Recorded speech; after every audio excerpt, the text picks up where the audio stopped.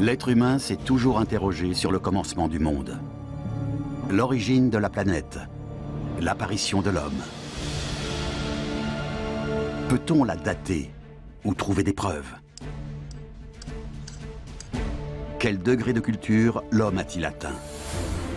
Un navire océanographique ultramoderne part à la recherche des traces du passé. Nous voulons découvrir les dangers cachés au fond de la mer et comprendre comment un phénomène naturel peut détruire toute une civilisation. Nous visitons des régions où les forces de la nature ont toujours menacé la civilisation.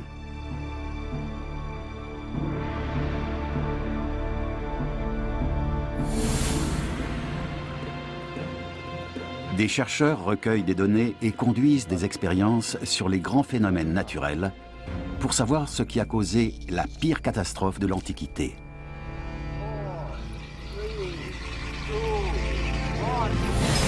L'apocalypse de l'Atlantide, le continent perdu.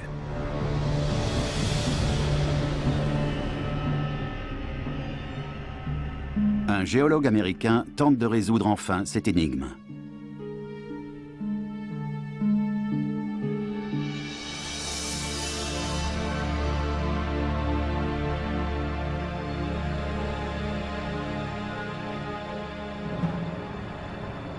Un nom est indissociable du mythe des Atlantes, celui de Platon, le philosophe grec. C'est lui qui a relaté la disparition de l'Atlantide, le continent perdu.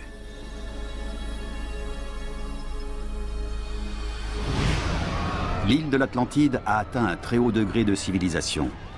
Elle compte 10 royaumes avec une grande capitale commune.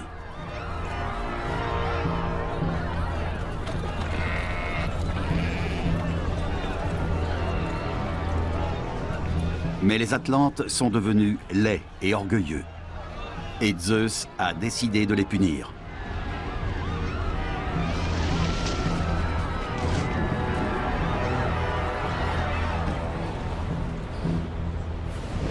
Aucun ne réchappera de la terrible catastrophe naturelle qui s'abat sur eux. Dans l'espace d'un seul jour et d'une seule nuit néfaste, l'Atlantide s'abîme dans la mer.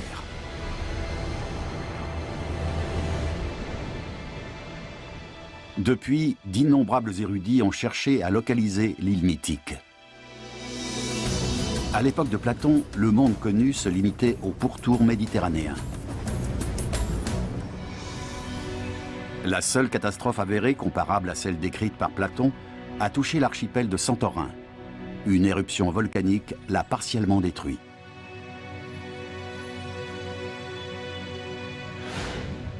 Hawaï est un archipel d'origine volcanique. Il est situé dans l'une des plus jeunes régions géologiques de la Terre.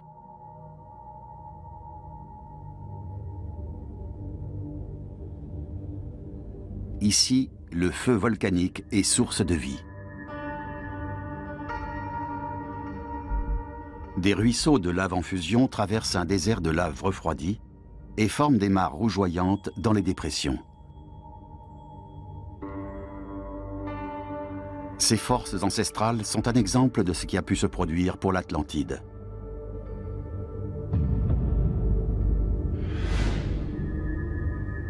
L'université d'Hawaï est située à l'ombre d'un volcan. Le géologue Floyd McCoy a toujours été fasciné par le volcanisme. Les particules les plus fines peuvent fournir des informations sur l'activité volcanique d'une région et ses effets généralement dévastateurs. Qu'est-ce qui cause la naissance et la mort des îles? Floyd McCoy étudie une carte de l'archipel de Santorin. L'île principale, également appelée Santorin, est en forme de croissant. Elle encercle des îles plus petites. Floyd McCoy recherche l'Atlantide depuis longtemps. De nombreux indices la situent dans la partie orientale de la Méditerranée. Mais cette hypothèse est-elle étayée par des preuves géologiques? Ou le continent perdu n'est-il qu'un mythe, comme d'aucuns l'affirment? Un mythe est une histoire fondatrice qui correspond toujours à une réalité. Dans le cas de l'Atlantide, cette réalité est un cataclysme d'une ampleur incroyable, qui pourrait très bien se reproduire bientôt. L'humanité serait-elle menacée? L'activité volcanique d'Hawaï est une preuve manifeste des forces destructrices de la planète. Les régions côtières du monde sont menacées par des raz-de-marée et des tsunamis qu'on ne sait pas prédire. 2 fois déjà, Floyd McCoy a vu Hilo, sa ville natale, détruite par la mer. La première fois, c'était le 1er avril 1948 à 13h04. Il avait 8 ans et s'est précipité sur la plage. Ce qu'il a vu l'a marqué à vie.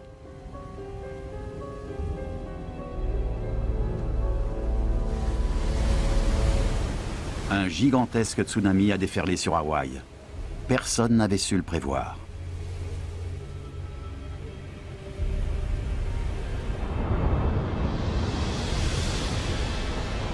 Pris de panique, le petit Floyd a couru se mettre à l'abri et a survécu. Aujourd'hui, Floyd McCoy nous montre les brise-lames construits au sud de Hawaï pour casser les raz-de-marée. Toute une ville s'étendait ici autrefois à la place de ces espaces verts. Le tsunami l'a englouti, faisant 62 morts.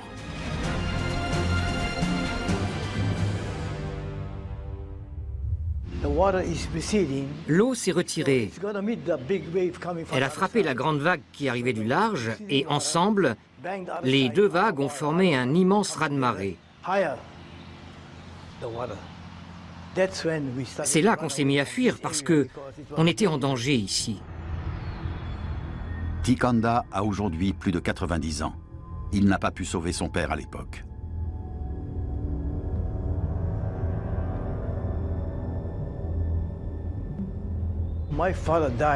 Mon père est mort dans ce raz-de-marée. Tous les jours, je prie pour lui et les 61 autres victimes. L'horloge est restée arrêtée sur 13h04.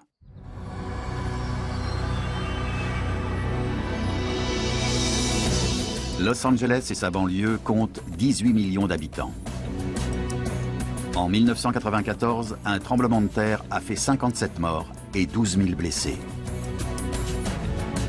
L'Université du Sud de la Californie abrite un centre d'alerte anti-tsunami.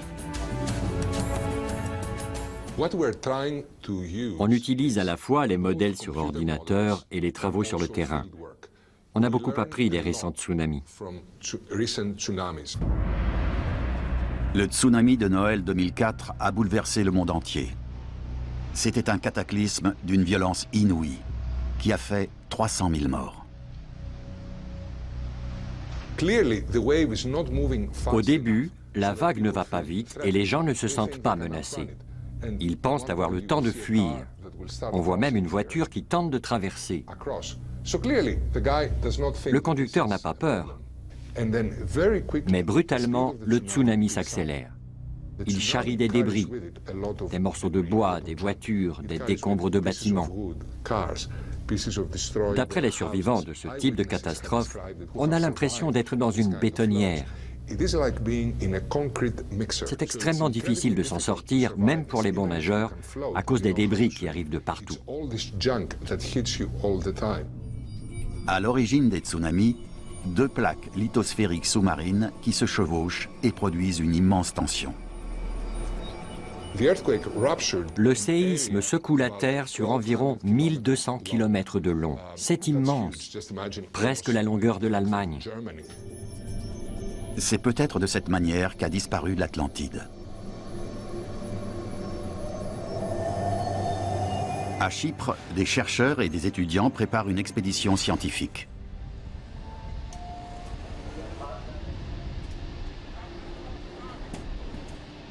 Le Maria S. Merian, un navire océanographique allemand, va croiser dans l'est de la Méditerranée durant 4 semaines.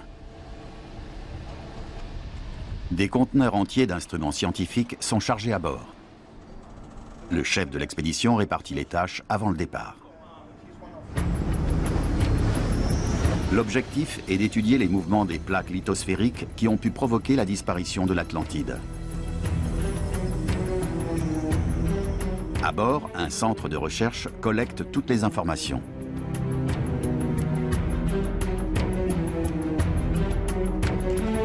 Des milliers de données sont saisies dans les ordinateurs pour obtenir une carte d'ensemble du fond marin.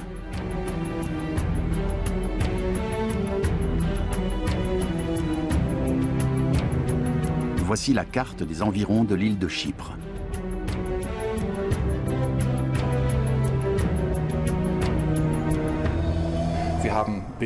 On utilise des procédés d'imagerie sismique pour créer des images en 2 ou 3 dimensions de l'intérieur de la Terre. C'est comme la radiographie médicale qui permet de voir à l'intérieur du corps, sauf que nous regardons à l'intérieur de la Terre. Un câble hydroacoustique de 600 mètres de long est plongé dans l'eau. Il contient des milliers de microphones.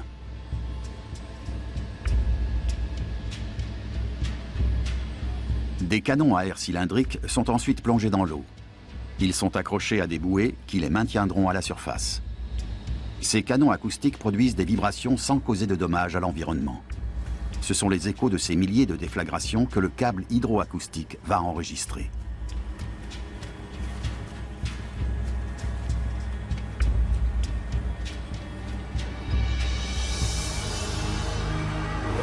La Crète se trouve dans la zone la plus plausible pour l'Atlantide. Floyd McCoy explore sa côte méridionale. Si un cataclysme a fait disparaître l'île mythique, le sol crétois devrait en avoir gardé la trace.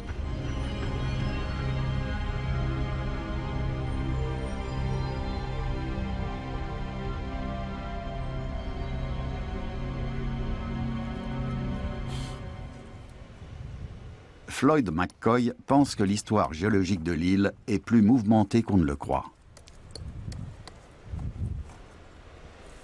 50 mètres au-dessus du niveau de la mer, des archéologues ont découvert des traces de peuplement très anciens.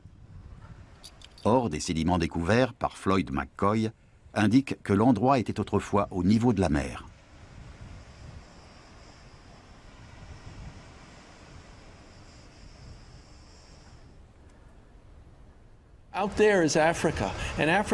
La plaque africaine est tout près. Elle remonte vers nous. Elle plonge sous la crête et la pousse vers le haut. Ce mouvement s'accompagne de violents séismes. La catastrophe de l'Atlantide n'a pas été un phénomène isolé. Les premiers peuplements humains en Crète datent d'il y a 110 ou 120 000 ans. Autrement dit, la Crète était habitée à l'époque où ces sédiments se sont déposés. Les Crétois ont donc vécu des séismes majeurs. Pendant des générations et des générations, ils ont vu toute l'île se soulever. La civilisation minoenne s'est développée à l'âge de bronze, dans l'est de la Méditerranée. Des archéologues fouillent un village minoen sur l'île de Moklos, au nord de la Crète.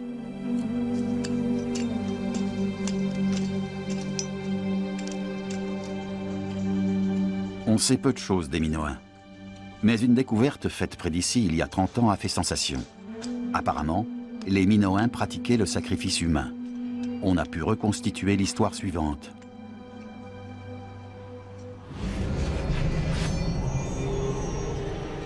Un jeune homme est offert en sacrifice aux dieux.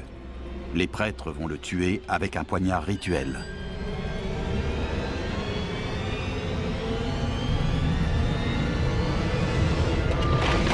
Mais au moment crucial, un séisme secoue la terre. Les prêtres parviennent tous à s'enfuir, sauf un.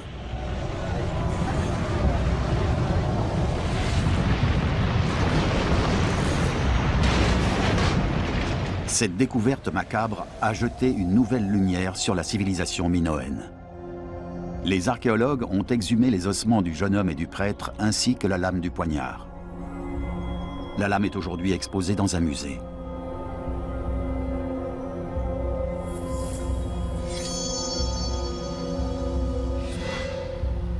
D'autres aspects de la civilisation minoenne restent obscurs. Nous sommes dans une nécropole minoenne. Pour Platon et ses contemporains, les sacrifices humains sont un péché d'orgueil, car seuls les dieux ont pouvoir de vie ou de mort sur les hommes. Or, Platon indique justement que les Atlantes sont coupables d'hybris, d'orgueil. C'est une piste importante pour Floyd McCoy, qui cherche des concordances avec le récit de Platon.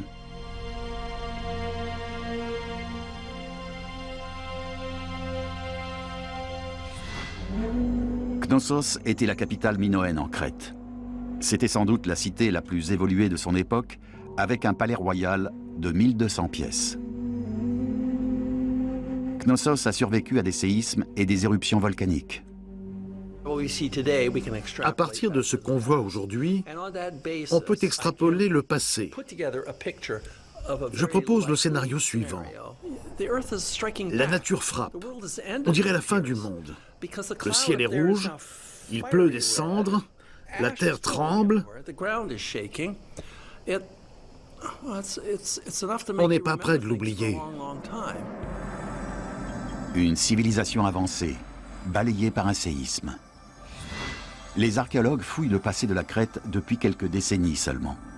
Mais plus ils en apprennent sur les Minoens, plus ce peuple correspond selon eux aux Atlantes de Platon.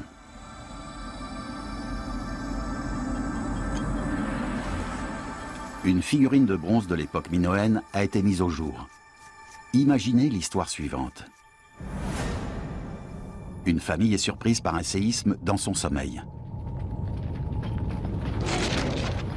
Cela commence par un nuage de cendres et de violentes secousses. Puis, l'enfer se déchaîne sur toute la cité. La famille tente de se mettre à l'abri.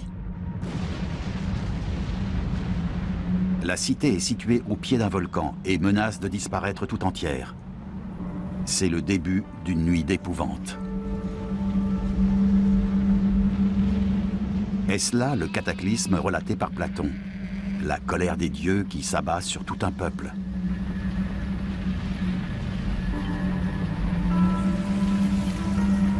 Au milieu du chaos, la figurine de bronze tombe par terre. Les Minoens fuient en courant les maisons qui s'effondrent.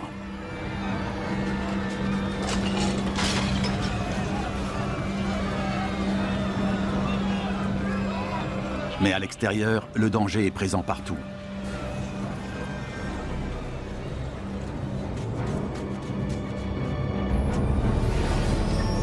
Dans notre histoire, la figurine de bronze est sauvée des décombres. Certaines villes du monde continuent de vivre sous la menace perpétuelle d'un cataclysme.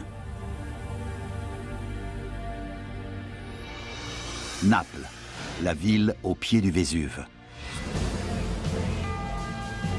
Les pompiers partent en intervention. Ils craignent toujours une catastrophe majeure, car le Vésuve est actif.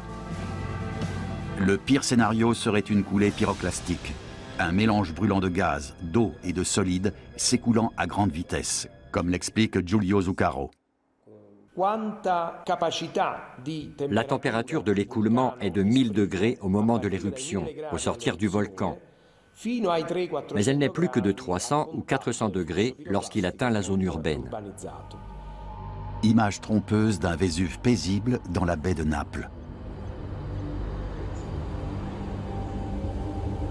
Le Vésuve est le seul volcan actif de toute l'Europe continentale.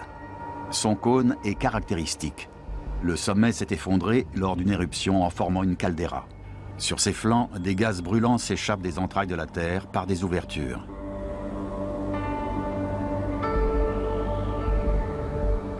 La dernière grande éruption du Vésuve s'est produite en l'an 79 de notre ère.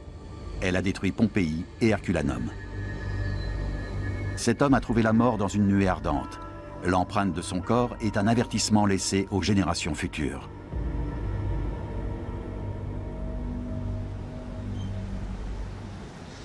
La vieille ville de Naples n'est qu'à quelques kilomètres du Vésuve. Rien ici ne laisse imaginer la menace constante qui pèse sur les Napolitains.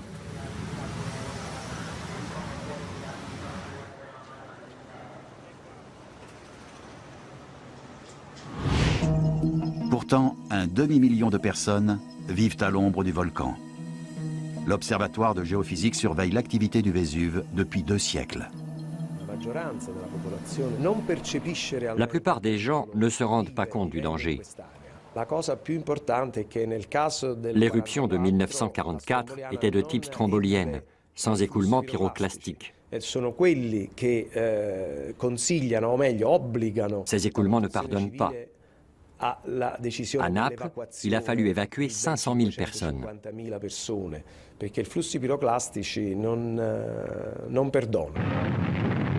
Le 18 mars 1944, des nuages de cendres et des coulées de lave s'abattent sur la ville de San Sebastiano, sur le contrefort du volcan. La lave dévale cette rue et détruit toutes les habitations. Seule l'église est épargnée.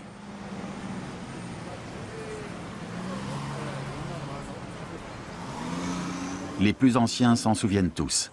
Ils se rassemblent devant la mairie, l'autre édifice à avoir survécu à la catastrophe. Tous les autres bâtiments ont dû être reconstruits, parfois à même la roche volcanique, comme ici. En 1944, les frères Zino avaient l'un 9 ans et l'autre 19.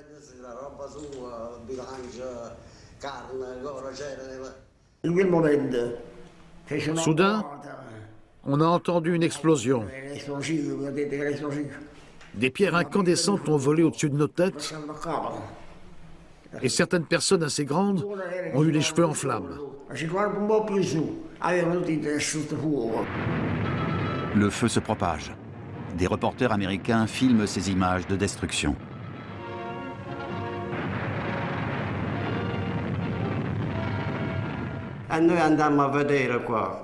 On voulait savoir ce qui se passait. On a vu un vieillard avec une pipe en bouche. Même sa pipe a pris feu et il l'a jetée dans les flammes. Malgré tout, l'éruption ne fait aucun mort. Il n'y a que des dégâts matériels. Aujourd'hui, un nuage de fumée s'élève du pied du volcan. La protection civile intervient aussitôt. Elle est toujours sur le qui-vive à Naples. Mais le feu se révèle sans lien avec une quelconque activité volcanique. C'est un incendie de forêt d'origine inconnue. L'intervention aura servi d'exercice. Mais l'expérience montre que les éruptions volcaniques et les séismes s'accompagnent toujours d'incendies. La région des champs Phlegréens près de Naples évoque l'antichambre de l'enfer. Nous sommes dans le cratère d'un volcan en ébullition. C'est un lieu étrange et inquiétant, mais sans danger tant que le volcan n'entre pas en éruption. Sous nos pieds, à environ 1500 mètres sous terre, il y a une nappe d'eau. Le grand nombre de fumerolles, de panaches de vapeur, montre que la zone est très chaude et très active.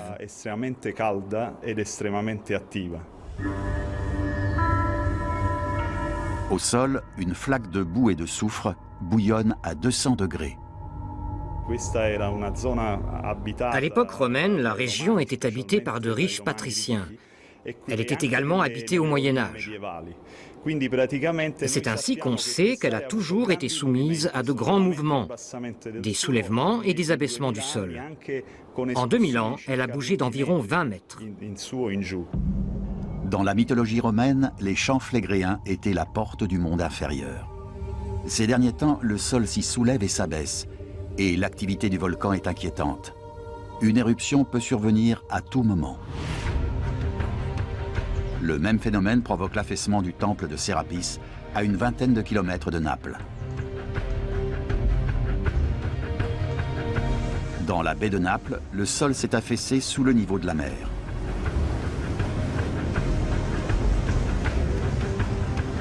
Nous nous apprêtons à plonger sur le site de Bailly, une cité romaine aujourd'hui engloutie.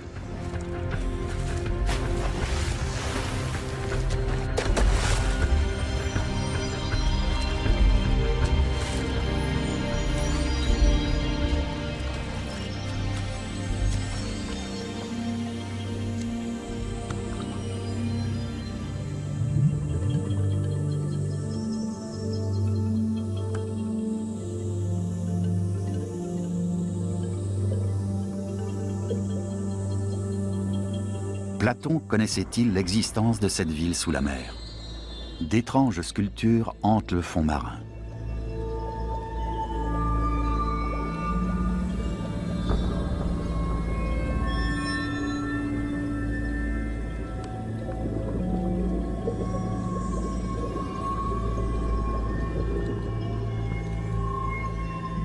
Ce monde immergé est-il un mirage de l'Atlantide?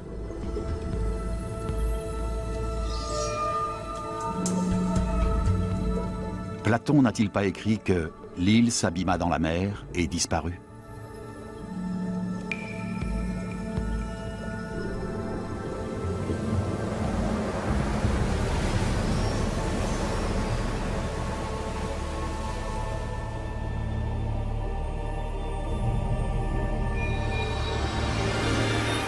Les montagnes du sud de la Turquie.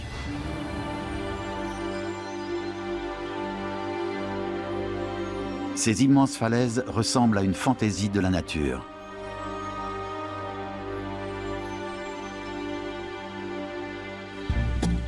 Deux par deux, des jeunes chercheurs sillonnent la région.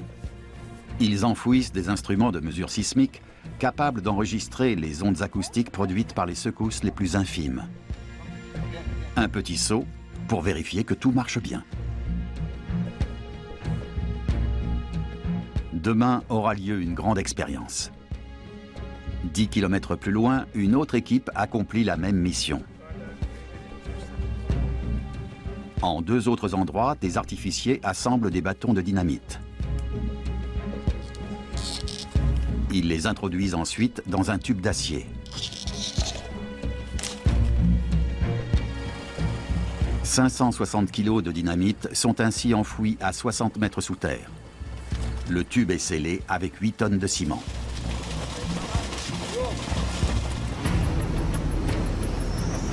Le Maria S. Merian navigue entre Chypre et la Turquie. Il dépose 34 sismomètres sur le fond marin. Ces appareils complètent l'arsenal déployé à terre. L'énorme explosion qui va être provoquée en deux points de la Turquie doit permettre de dresser un profil du sol dans un rayon de 2000 km. Nous effectuons des mesures sur terre et sous l'eau.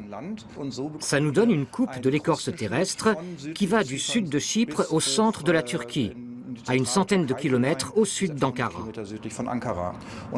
Cette coupe couvre tous les secteurs où il y a un mouvement des plaques lithosphériques et où on s'attend à une activité sismique. L'écorce terrestre est découpée en plaques qui dérivent. Les séismes, les éruptions volcaniques et les tsunamis sont provoqués par ces mouvements. Dans l'est de la Méditerranée, la plaque africaine pousse la plaque eurasienne. Les deux plaques se chevauchent au fond de la mer, au large de la Crète.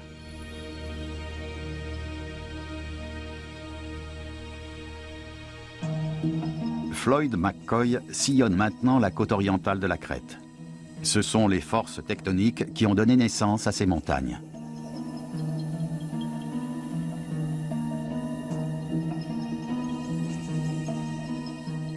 À chaque grande poussée, il y a un énorme tremblement de terre. C'est le signe d'un mouvement des plaques.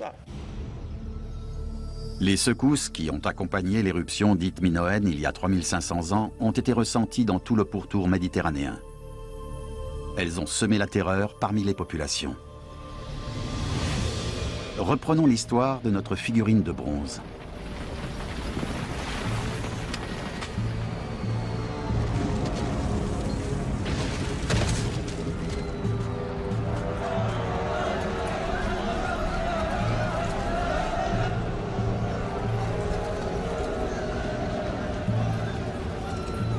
Les gens crient et courent dans tous les sens, paniqués.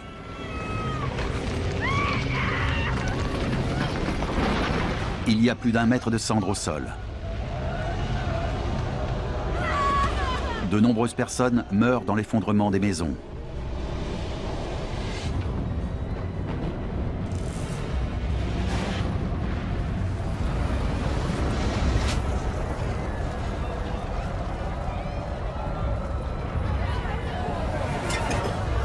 La figurine de bronze finit ensevelie sous les cendres.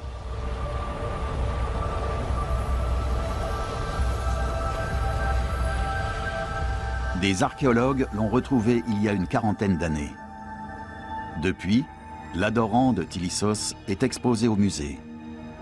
Tête haute, il semble défier la nature.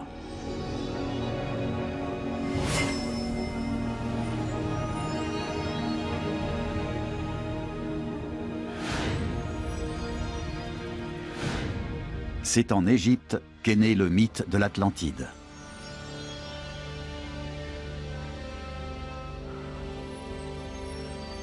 En l'an 600 avant notre ère, Solon, un homme d'État athénien, voyage au pays des pharaons.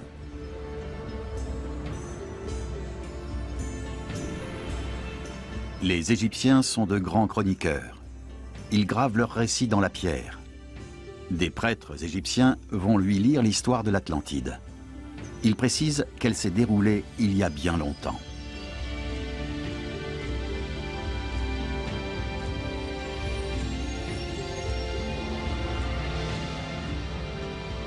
De retour en Grèce, Solon rapporte cette histoire que Platon écrira 150 ans plus tard.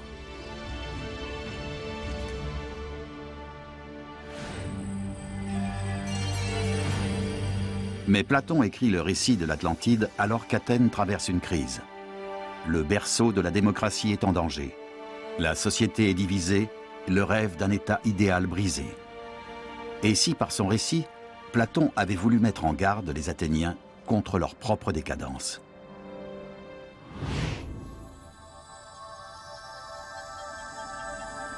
Est-ce pour cette raison qu'il dépeint la chute des Atlantes avec une telle violence ?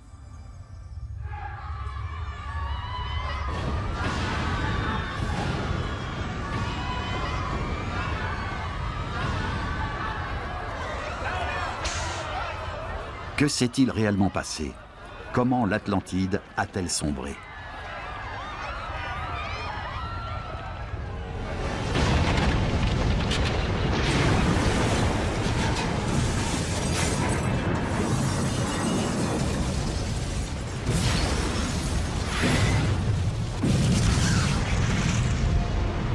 Quel enfer a-t-elle vécu?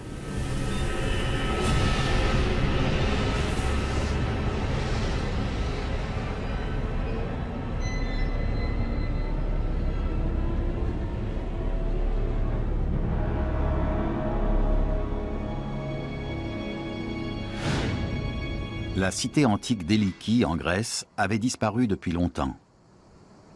Les archéologues ont récemment retrouvé sa trace en découvrant un sanctuaire dans une grotte. Plus tard, la grotte a été utilisée comme chapelle par les premiers chrétiens. Des traces de peinture sont encore visibles au plafond.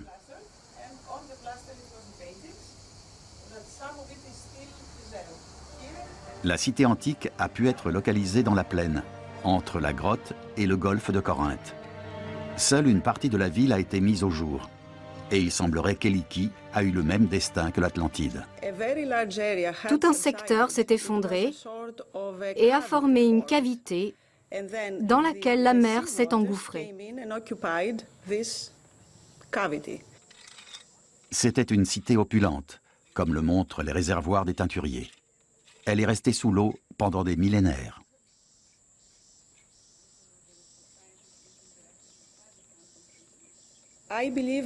Je crois que Platon s'est inspiré de cette catastrophe.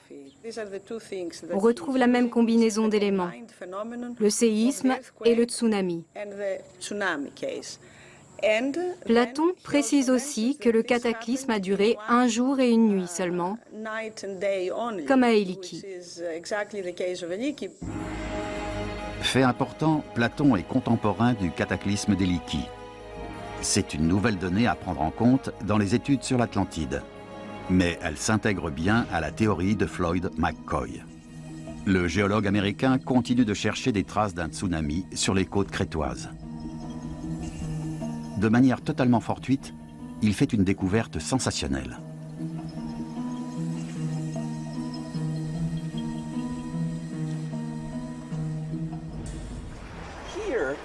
C'est un beau mur. On a 3 belles pierres ici. C'est l'intérieur d'un bâtiment. Le mur vient d'ici, il est tombé là. Il a entraîné toutes ces autres pierres ici et là. Il y a des fragments de poterie partout. Un cataclysme, un bouleversement a déplacé ces pierres. Qu'est-ce que ça pouvait être? Un tsunami. Cette animation montre un tsunami déferlant sur la crête. La vague atteint 15 mètres de haut et submerge la côte. L'onde d'un tsunami s'élève à l'approche des côtes. Quand elles sont peuplées, les conséquences peuvent être dramatiques. La cité minoenne de Palai-Castro est située en retrait de la côte crétoise. Mais les conséquences du cataclysme y sont encore visibles 3500 ans plus tard. Les murs et le toit de la plupart des bâtiments antiques détruits par un séisme s'effondrent à la verticale et ne bougent plus. Mais à Palai-Castro, comme récemment en Indonésie et au Sri Lanka, les décombres sont disséminés un peu partout. L'onde destructrice du tsunami est venue du nord.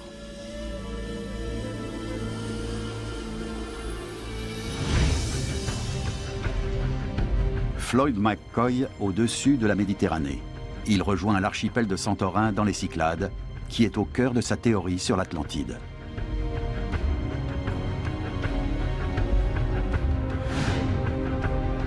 L'île a été partiellement détruite au cours de l'éruption minoenne.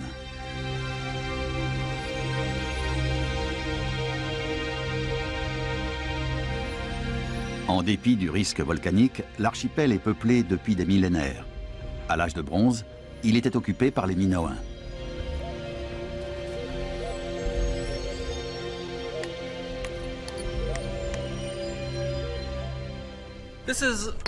Cette coulée de lave date de 100 000 ans. Des éruptions volcaniques successives ont formé cette île, couche après couche. Il y a 3600 ans, des Minoens vivaient ici. À quoi ressemblait l'archipel? Vous voyez cette île au milieu? Elle était beaucoup plus grande. Elle s'était reformée après la première grande éruption, il y a 20 000 ans. Des éruptions mineures ont eu lieu dans les années 1920. L'île centrale repose sur un volcan actif.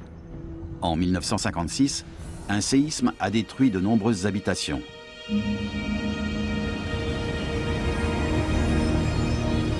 Nous croisons au-dessus d'une île de l'archipel engloutie par la mer. Paysage lunaire. Ces roches volcaniques forment le pourtour de Nea Kameni, une petite île formée il y a tout juste 500 ans. Des lichens, organismes primitifs, poussent sur la jeune roche volcanique. La végétation a conquis Nea Kameni en peu de temps. Mais il est vrai que les sols volcaniques sont très fertiles. Des gaz chauds sortent de trous dans le sol. Les Minoens utilisaient ces gaz pour chauffer l'eau et les habitations, ainsi que pour le thermalisme.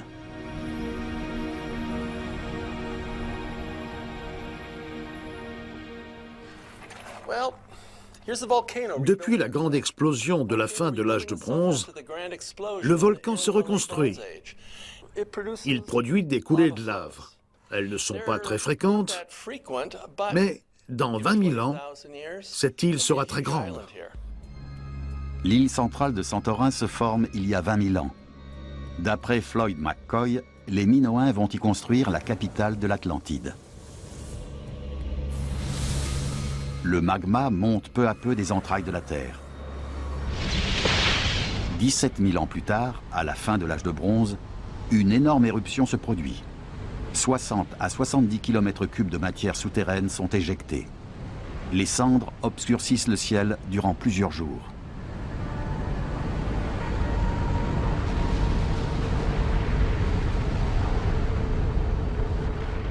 L'éruption crée un vide sous le volcan qui s'effondre en provoquant un tsunami. L'onde se propage dans toute la Méditerranée.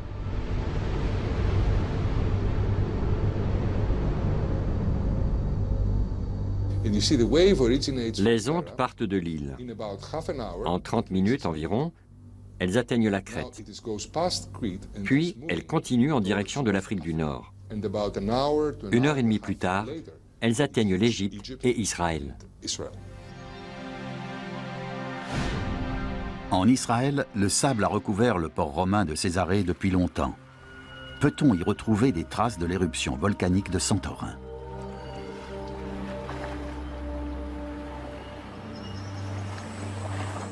Des géologues israéliens plongent pour vérifier l'hypothèse du tsunami. Des carottes de sédiments sont prélevées à 8 mètres de profondeur. Les premiers résultats sont surprenants.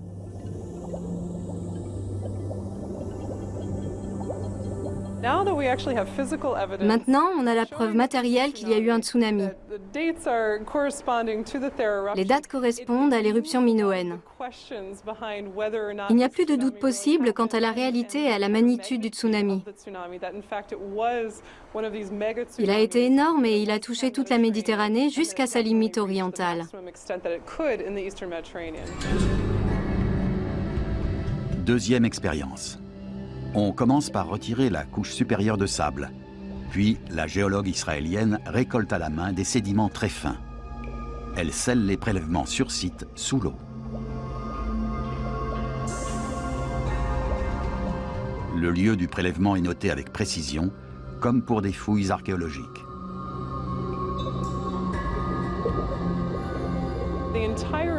L'éruption a eu de lourdes conséquences sur toute la région. Elle a affecté le climat et les récoltes et bien d'autres domaines de la vie quotidienne.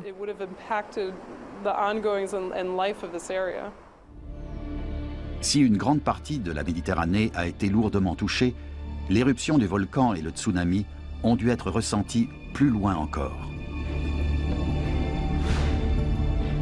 Stonehenge, en Angleterre. Certaines théories établissent un lien entre l'Atlantide et les grandes civilisations mégalithiques de l'ouest de l'Europe. D'après l'une d'elles, Platon aurait eu connaissance de ces mégalithes et savait que les peuples qui les avaient dressés avaient disparu depuis longtemps. Mais Stonehenge a sans doute été déserté longtemps avant que le nuage de cendres de Santorin n'obscurcisse le ciel.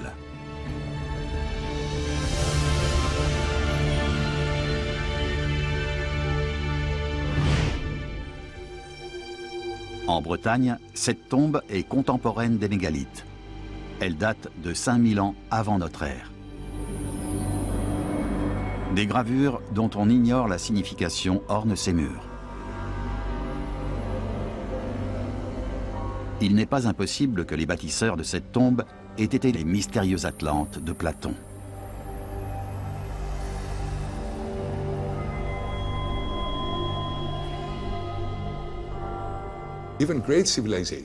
Même les grandes civilisations restent très vulnérables face à une catastrophe naturelle majeure. Aujourd'hui, cela signifie qu'un grand cataclysme lié au réchauffement de la planète, par exemple, pourrait changer l'avenir et la société en profondeur. Des dizaines de milliers de menhirs ont été érigés en Bretagne. Inébranlables, ils sont dressés vers le ciel pour l'éternité. Cela n'a pas empêché les tailleurs de menhirs de disparaître, comme les mystérieux Atlantes de Platon.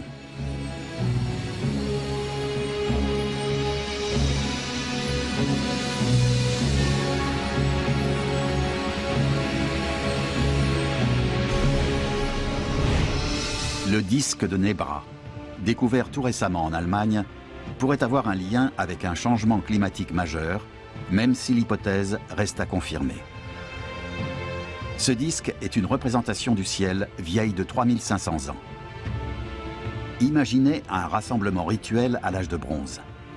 Le disque de Nebra est le calendrier de la communauté.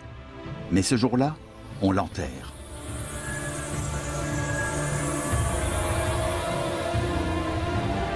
Car, d'après une théorie à première vue surprenante, l'éruption volcanique de Santorin a obscurci le ciel européen jusqu'à Nebra. Le disque a toujours indiqué avec précision la période des récoltes, mais cette année, il a échoué. Aujourd'hui, on sait que le ciel européen s'est obscurci des années durant.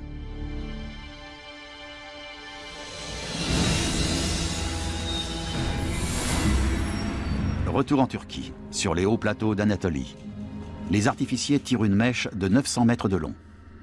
Au même moment, les chercheurs allemands finissent d'installer des appareils de mesure et des capteurs acoustiques dans le sol. Les deux équipes se sont synchronisées et le compte à rebours est lancé. 1 tonne de dynamite est enfouie à une grande profondeur. Après l'explosion, il faut quelques secondes pour que la pression monte et projette en l'air de l'eau et du sable.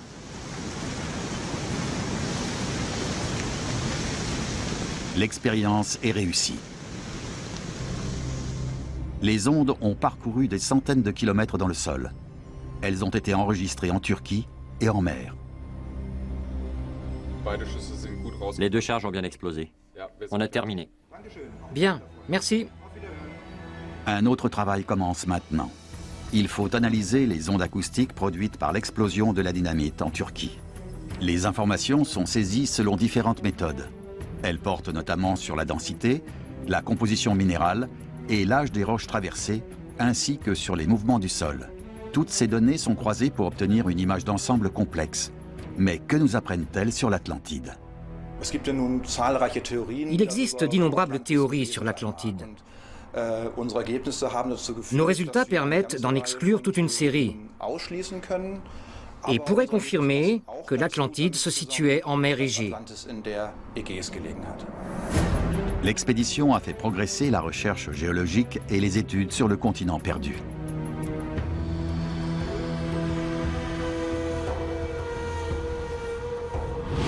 À Santorin, Floyd McCoy examine un rocher de pierre ponce. C'est un sous-produit de l'éruption minoenne extrêmement poreux et friable.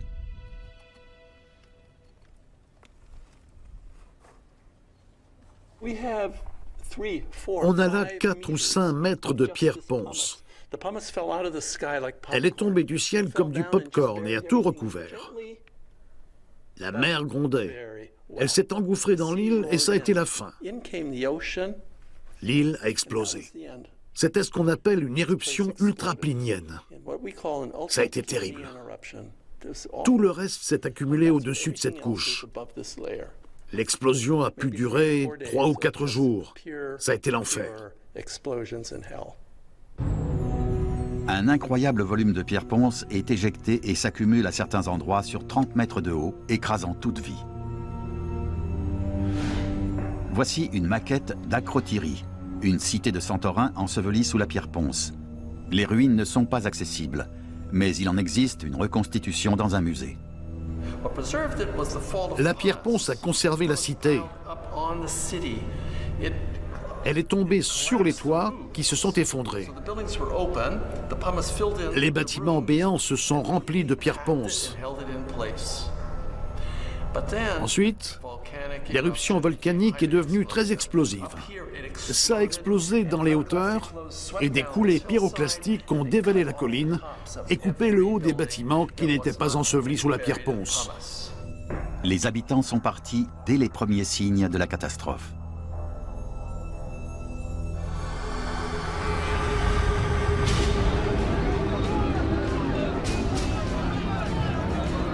Ils n'emportent avec eux que le strict minimum, abandonnant maisons et œuvres d'art.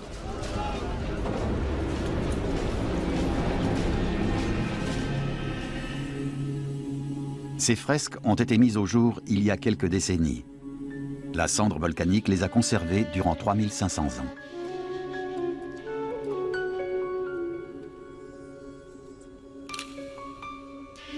Voici 2 antilopes qu'on peut admirer au musée. Les boxeurs. Ces fresques nous font découvrir le quotidien à l'âge de bronze. Cette belle femme et ces fleurs témoignent d'une société harmonieuse. À l'époque des Minoens, l'île de Santorin était idyllique. Les terres étaient fertiles et la faune plus variée qu'aujourd'hui. La grande éruption du 2e millénaire avant notre ère en a fait un désert de pierre et de cendres.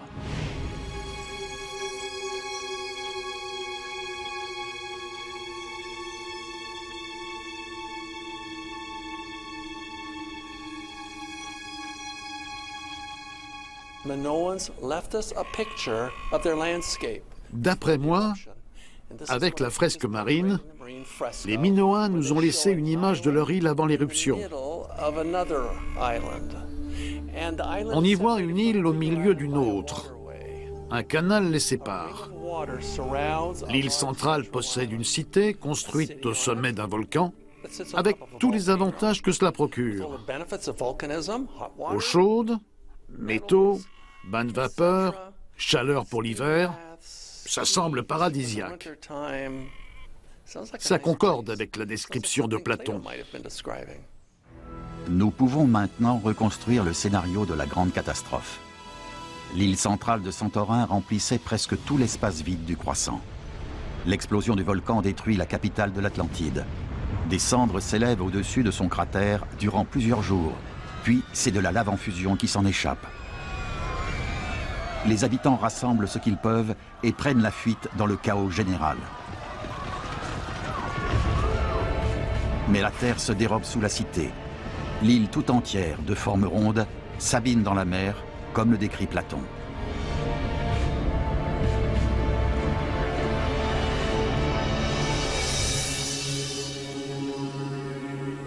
Au fil des millénaires, l'histoire s'est changée en mythe. Aujourd'hui, elle résonne comme une mise en garde pour qu'il n'y ait pas un nouvel Atlantide, une nouvelle grande civilisation détruite par une catastrophe naturelle majeure.